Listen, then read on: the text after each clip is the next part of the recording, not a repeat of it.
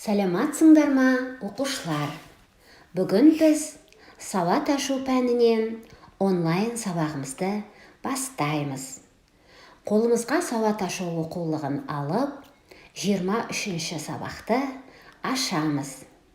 Кәне бәріміз үлкен дайындықпен бүгінгі сабаққа қатынасайық. Бүгінгі сабақтың тақырыбы әңгіме оқимын. Сөйлемдегі сөздердің байланысы. Оқу мақсаты: мұғалімнің көмегімен оқиғаның ретін сақтай отырып баяндау.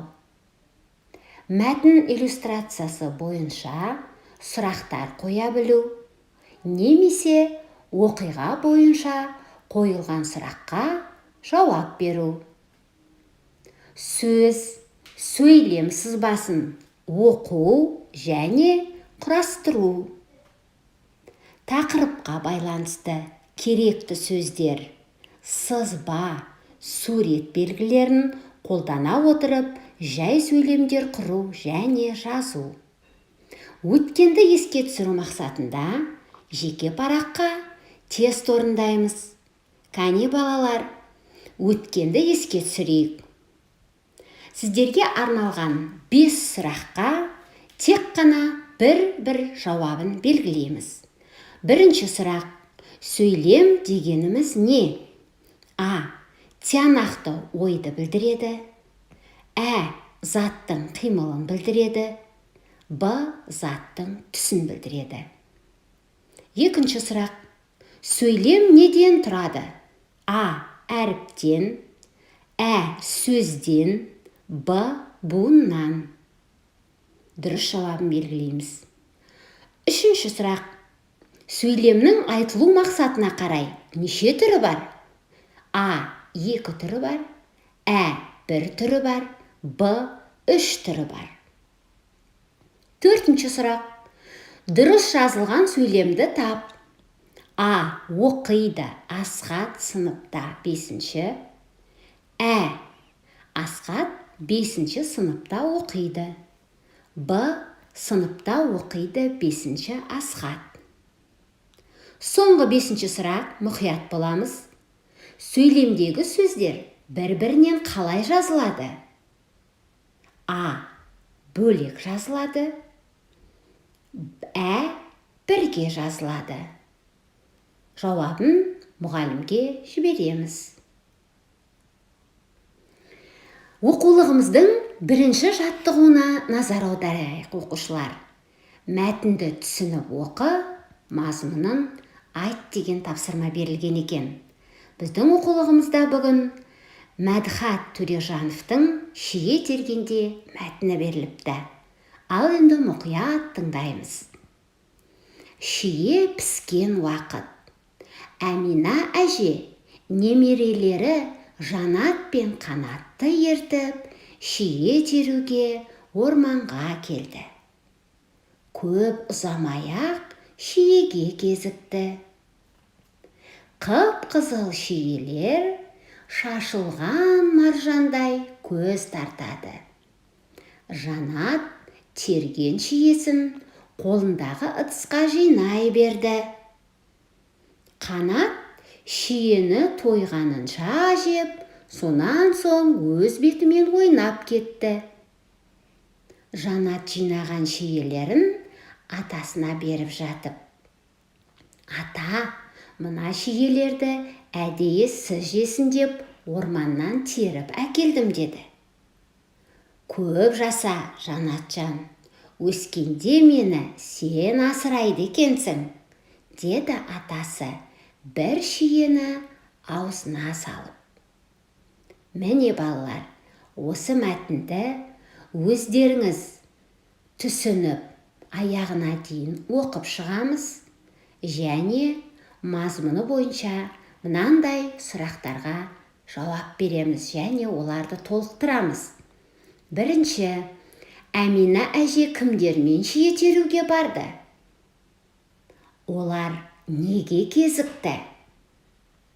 Әрімен қарай балалар, мәтіннің мазмұны бойынша сұрақтарды өздеріңіз толықтырасыздар. Енді балалар, келесі тапсырмаға назар аударайық. Екінші жаттығу суреттерге қарап, берілген ыдыстарға қажетті жемістер мен көкөністерді сәйкестендір деген тапсырма берілді. Суретке назар аударамыз.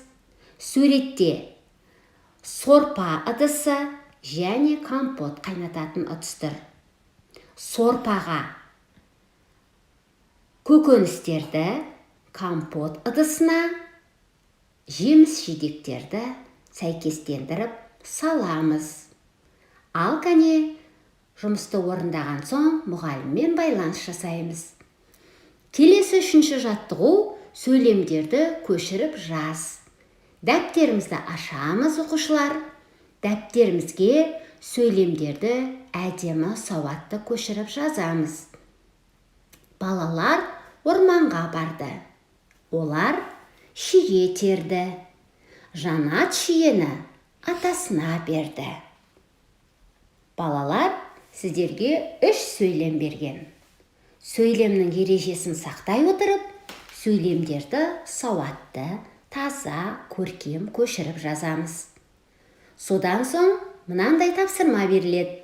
Сөйлемдегі сөздерге сұрақ қойып, олардың байланысын тап. Яғни, сөйлемнің байланысу схемасы арқылы сөйлемдерді байланысын көрсетеміз. Келесі жаттығу. 4-ші жаттығу шие ыдыстың сыртында қалатындай етіп, 2 таяқшаны қозға. Суретін салып сипаттап көр деген тапсырма беріліп тұр. Яғни балалар, сіздер суретте берілген 4 таяқшаның ішінде, яғни ыдыстың бейнеленген, сол ыдыстың шиені ыдыстың сыртында қалатындай етіп, 2 таяқшаны қозғаймыз. Және шиені сипаттап жазамыз. Шие қандай, дәмі қандай, түсі қандай. Және сол сөйлемдеріңізге байланыстыру схемасында салып кетеміз. Келесі 5-ші жаттығу жаңылтпашты жадқа жаз деп аталады. Торғай тоғайды ұнатады, тоғай торғайды ұнатады. Кәне балалар, жаңылтпашты қайталайық. Торғай тоғайды ұнатады, тоғай торғайды ұнатады. Өзіміз бірнеше рет қайталаймыз. Және дәптерімізге жаңылтпашты жадқа жазамыз. Содан кейінгі тапсырма балалар, сөйлемдегі сөздердің байланысын сызбамен көрсетеміз. Және астындағы 2-ші сызба бойынша сөйлем құрап жазамыз. Яғни, 1-ші сызба бойынша 1-ші тапсырмаға лайық, 2-ші сызбаға өзіміз сөйлем құраймыз. Келесі тапсырма сурет бойынша сызбаға сәйкес сөйлем құрастыр. Яғни, суретке мұқият қараймыз және сызбаға қараймыз. Сызба неше сөзден құралған? Жарайсыңдар балалар. 1-ші сызба 3 сөзден құралса, 2-ші сызба 4 сөзден құралған. Ендеше, сөйлемнің ережесін сақтай отырып, сызбаға сәйкес сөйлем құрастырамыз. Мұқият боламыз балалар. Сөйлемнің ережесін есімізге түсіреміз. Енді балалар, суреттегі қайыққа және киіз үй туралы сөйлемімізді жазуды бастайық. Жұмысымызды мұғалімге жібереміз. Енді оқушылар кері байланыс ретінде бағдаршамды пайдаланып, егер сабақ сіздерге түсінікті болса, жасыл бағдаршамды, сабақтан әлі түсінеріңіз көп болса, іздену керек болатын болса, сары бағдаршамды, ал егер бүгінгі сабақтан ештеңені түсінбегенің болсаң, қызыл бағдаршамды белгіле. Осымен оқушылар, сабағымыз аяқталды. Сау болыңыздар.